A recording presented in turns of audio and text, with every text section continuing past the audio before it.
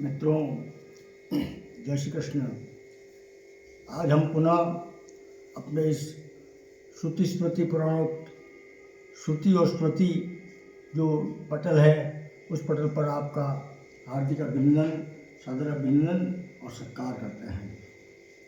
आज एक मैं विशेष विषय लेकर के आपके सामने उपस्थित हुआ हूँ।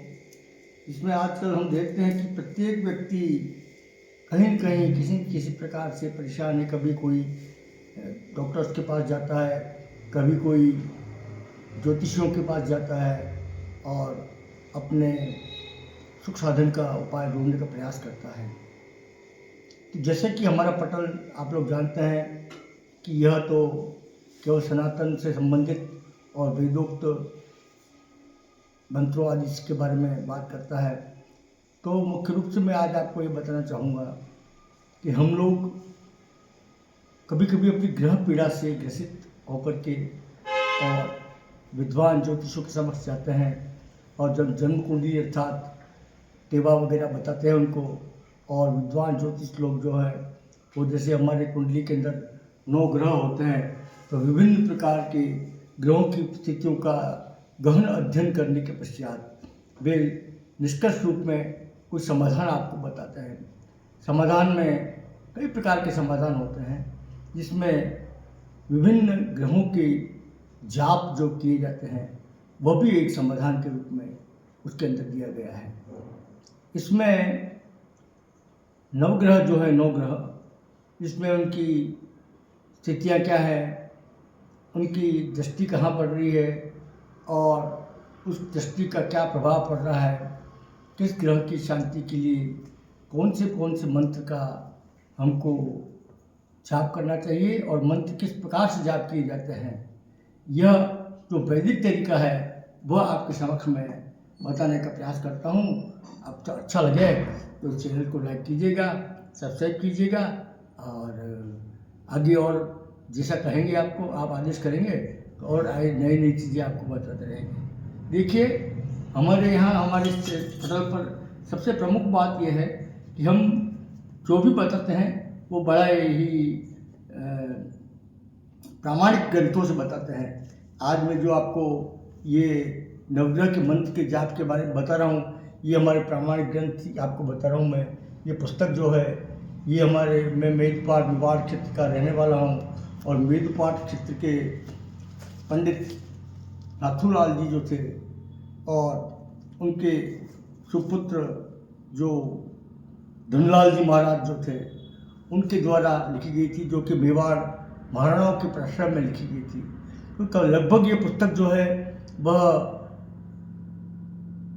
80-90 साल पुरानी होगी और अब तो ये प्रिंट में तो कहीं मिलती नहीं है।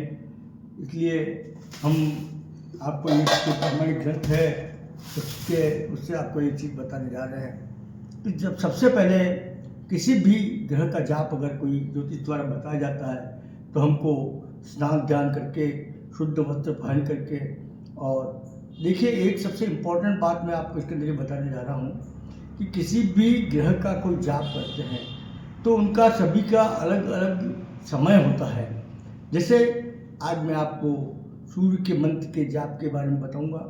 तो सूर्य का जो समय है वह सूर्योदय से 2.5 घड़ी तक प्रातः काल में लगभग जब सूर्योदय होता है उससे 2.5 घड़ी के समय तक सूर्य का जप करना चाहिए। और वैज्ञानिक आधार पर भी अगर इसको हम समझने का प्रयास करें तो हम कभी किसी व्यक्ति से कोई चीज़ चाहते हैं, मांगते हैं, तो जो व्यक्ति हमारे प्रत्यक्ष जब होता है तब उससे मांगी जाए तो उसका हमको फल प्राप्त होता है। तो जब सूर्य भगवान साबित सूर्यनारायण जो देव हैं वह प्रकट होते हैं और थोड़ा ऊपर की तरफ आते हैं, उस समय में अगर इनका स्मरण इनका जप किया जाए तो विशेष फलदायी होता है। तो सूर्य के जप का समय जो है वो प्रातः काल ब्रह्म मुहूर्त में सूर्योदय से 2.5 घड़ी तक का होता है।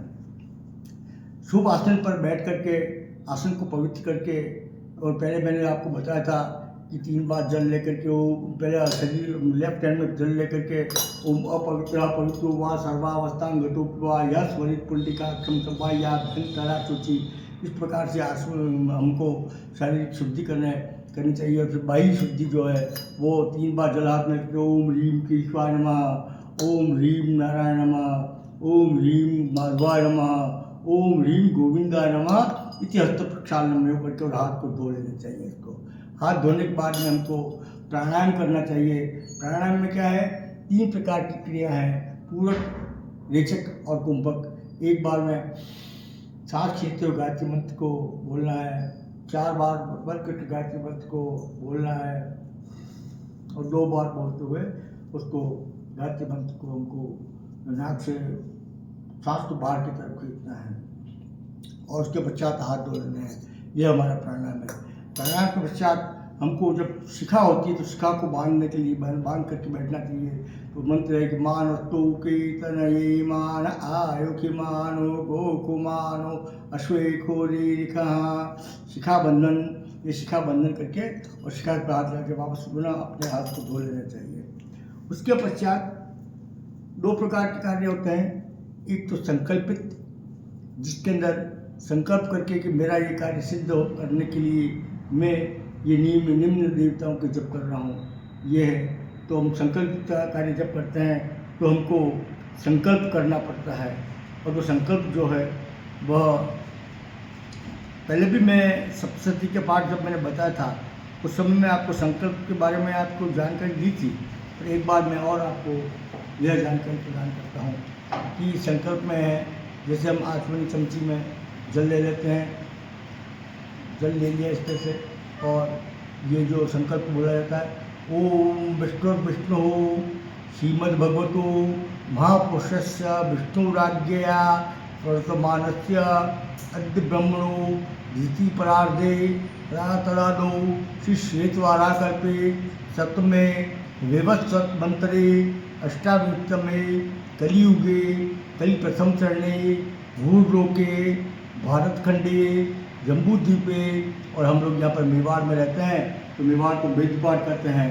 तो मेडपाट देशे नैमिषारण्ये आर्यावर्तांतर्गत ब्रह्मावर्तेक देशे कुमारिका नाम्नि क्षेत्रे श्रीमन् महानद्यो गंगा यमुनयो पश्चिमे तटे रेवाया उत्तरे तटे गोदावर्या दक्षिणे तटे श्री विष्णु बुद्धावतारे रामराज्ये श्रीमन नृपति विक्रमादित्य राज्य समयात, जो भी उस समय में हमारा संवत चल रहा है, जैसे अभी हमारा 2022 चल रहा है, इसी प्रकार से श्रीमन शालीवाहन करते, शालीवाहन शब्द जो चल रहा है, जो अभी चलता है वो हमको बोलना है।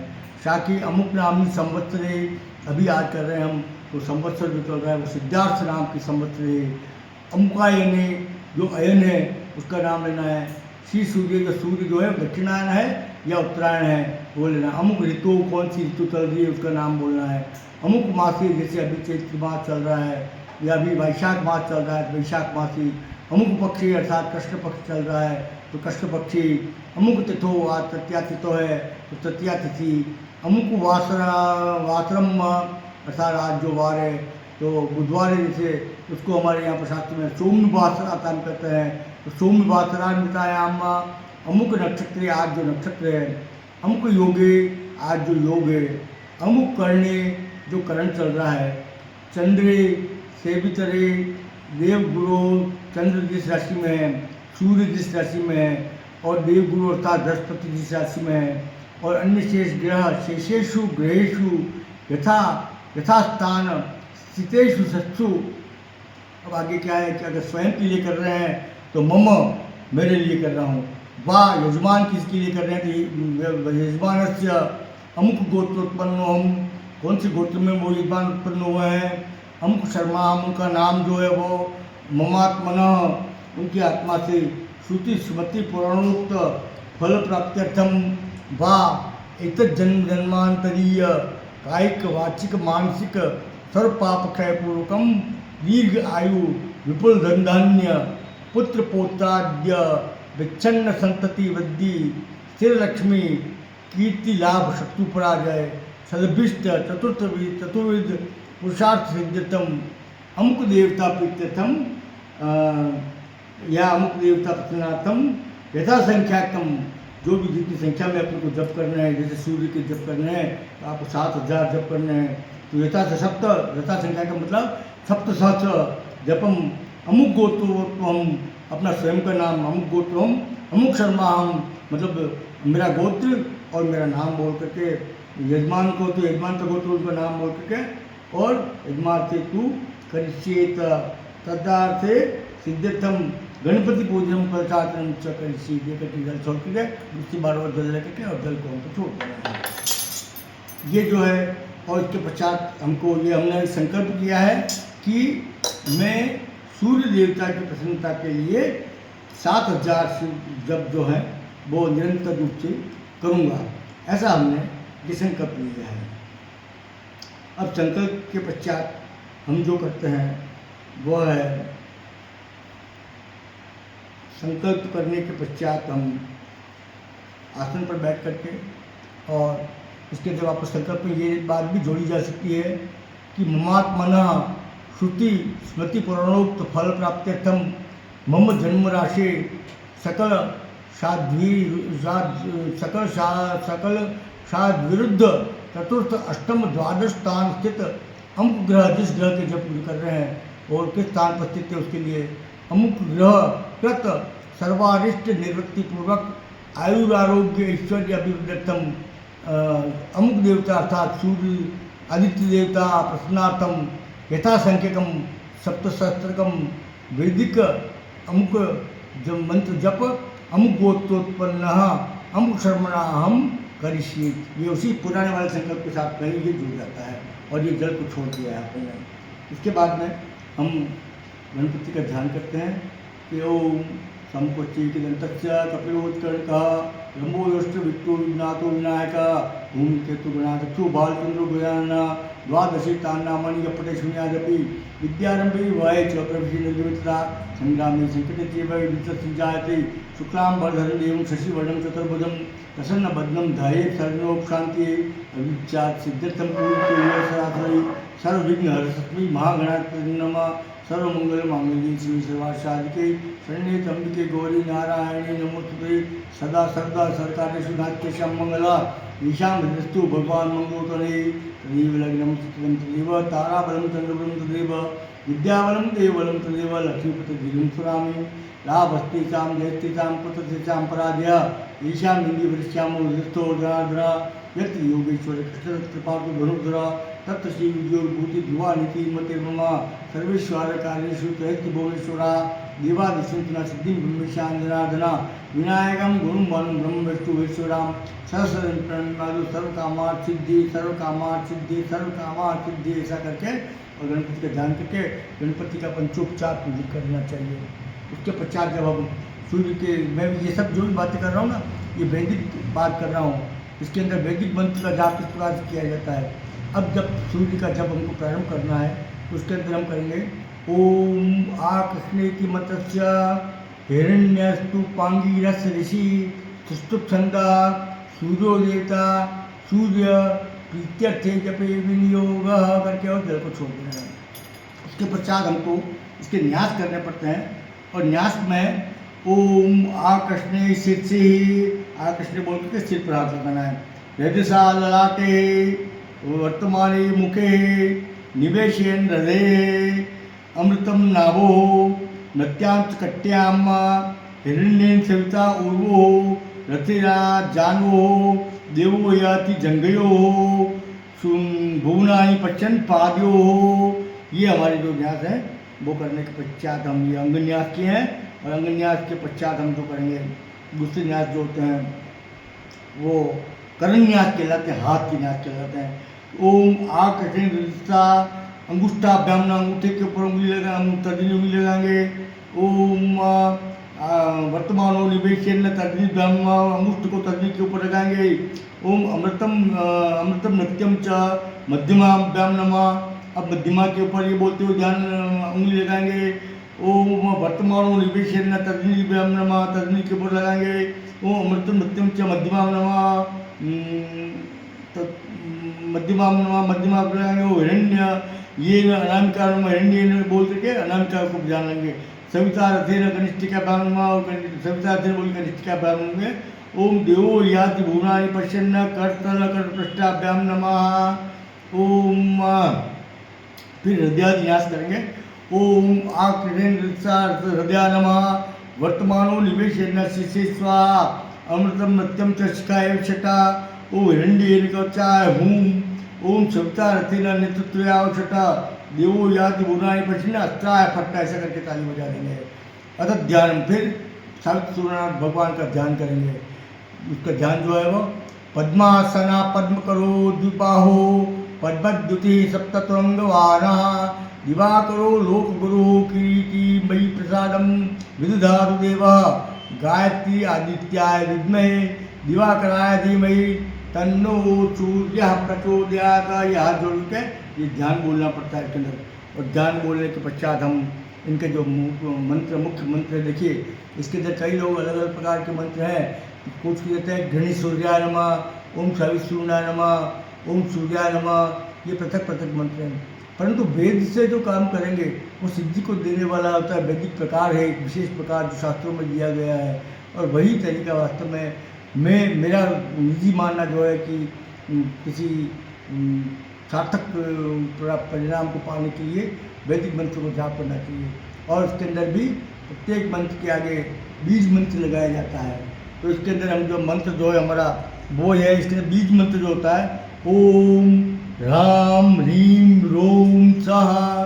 क्या कि ओम राम ह्रीम रोम स्वाहा, ओम भूर्भुवः स्वाहा, ओम आकृष्णेन रजसा वर्तमानो निवेशयन्न मत्यं मत्यञ्च हिरण्ययेन सविता रथेना देवो याति भुवनानि पश्यन्ना। अब पीछे का बीज मंत्र जो है वो आगे वाले जो लगाया ना हमने उसका उल्टा हो जाएगा। ओम स्वा भुवा भू, ओम स रोम ह्रीम राम, ओम सूर्याय नमः। ये पूरा इतना अगर हम बोलते हैं तो ये एक मंत्र होता है। तो तब हम माला को तर्जनी के ऊपर धारण कर लेते हैं, तर्जनी पर धारण करके और हृदय स्थल के ऊपर ये अंगूठ को लगा करके, और ये जो मंत्र है कि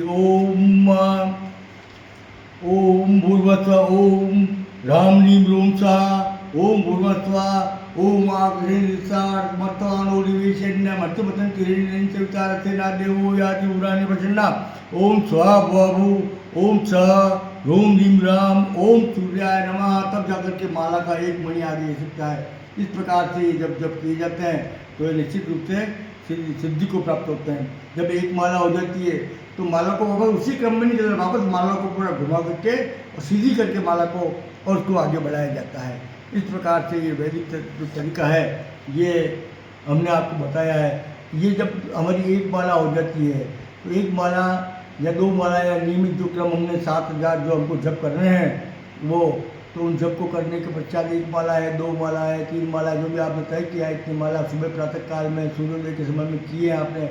और वो माला करने के पश्चात पुनः जो है वो उत्तर न्यास, जो न्यास मैंने आपको बताया था ना प्रारंभ में, वो उत्तर न्यास पूरे न्यास करने पड़ते हैं।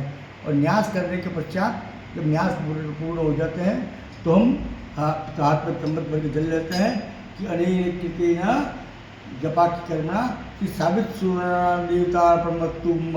सावित्री सूर्यनारायण देवता के जिम्ने हाथ में राइट हैंड के अंदर जप को निवेदन करते हुए जल को छोड़ दिया जाए। सावित्री सूर्यनारायण देवता परमस्तुम तत्सत्ती ब्रह्मा परमस्तुम। अब क्या है, हम मनुष्य हैं तो बोलने में कई प्रकार की त्रुटि कभी रह जाती है, या कभी कोई गलती हो जाती है, या कभी एक बार जल नहीं छूटता है, एक बार जल छूट जाता है। तो इसके लिए हमको एक मंत्र है ओम यस्या स्मृत्या च नामोक्त्या तपो यज्ञ क्रियादिषु न्यूनम संपूर्ताम याति सद्यो वंदे तपच्युतम, ये करके जल छोड़ना है। और उसके बाद में ओम विष्णुवे नमः, ओम विष्णुवे नमः, ओम विष्णुवे नमः 3 बार इसको जल को छोड़ देना है।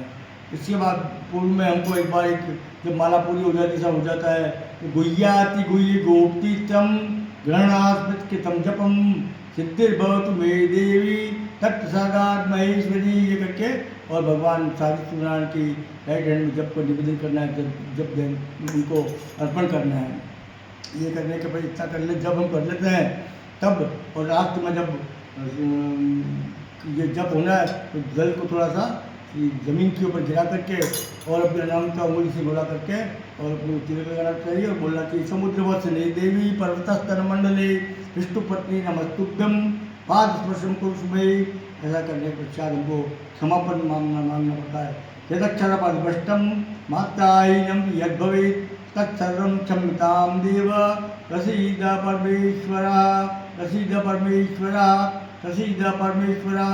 इस प्रकार ये वैदिक रूप से और सर्वसिद्धि को प्राप्त करने के लिए, सूर्य नारायण देवता को प्रसन्न करने के लिए जो जब वास्तव में करने का तरीका है वो मैंने आपको बताया है। आगे आगे धीरे धीरे अगले अगले वीडियो में मैं जो नवग्रह कोई 9 ग्रह हैं उन सभी के किस किस के कितने कितने जप किए जाते हैं, किस किस देवता के जप करने का कौन कौन का समय होता है और किसके कितने जप हैं, ये बताऊंगा मैं आपको। इसके बाद जब ये जप हमारे पूरे हो जाते हैं तो उसके बाद में हमको दशांश, इनका जो 10वां भाग होता है वो दशांश जो है वो तर्पण करना पड़ता है। और उसी का दशांश यानी कि 7,000 का दशांश जो है आपका 10वां भाग वो तर्पण है, और उसका 10वां भाग जो है वो मार्जन है, और उसके पश्चात उसका 10वां भाग जो है वो हवन है, आहुतियाँ है, अर्क आंकड़े की आहुति दी जाती है सूर्य नारायण को, और उसके पश्चात उसका दशांश जो है वो ब्राह्मणों को भोजन कराना चाहिए। ये संपूर्ण तरीका जो है यह प्रत्येक नवग्रह का मैं आपको बताऊंगा। यह आज मैंने सूर्य नारायण भगवान का जो बताया है, तो आपको अच्छा लगे तो इस चैनल को लाइक करें, सब्सक्राइब करें और आगे के जपों को भी ध्यान से सुनें, क्योंकि ये बड़ा वैदिक तरीके से जप किया जाता है, वह निश्चित रूप से सफलता देने वाला होता है। बाकी तो ओम सूर्याय नमः, देखो सबसे पहली बात यह है कि भावना और श्रद्धा से जो कार्य किया जाता है वो किसी भी रूप में किया जाए वो हमेशा सफल होता है, परंतु जो तरीका जो दिया गया है वैदिक तरीका वो मैंने आपको बताया है। बाकी तो सूर्याय नमः बोलेंगे, भावना से बोलेंगे तो भी प्रभु तो जानता है कि ये व्यक्ति मेरे जो जप कर रहा है वो बड़े भावपूर्ण तरीके से कर रहा है, तो उसको सफलता जरूर प्रदान मिलती है, क्योंकि वैदिक तरीका जो है इस प्रकार से मैंने आपको सूर्य नारायण के जप बताए हैं। यह अच्छा लगे तो आप उसको स्वीकार कीजिएगा। जय श्री कृष्ण। और आज की बात को मैं यहीं पर समाप्त करता हूँ। वंदे मातरम। जय श्री कृष्ण।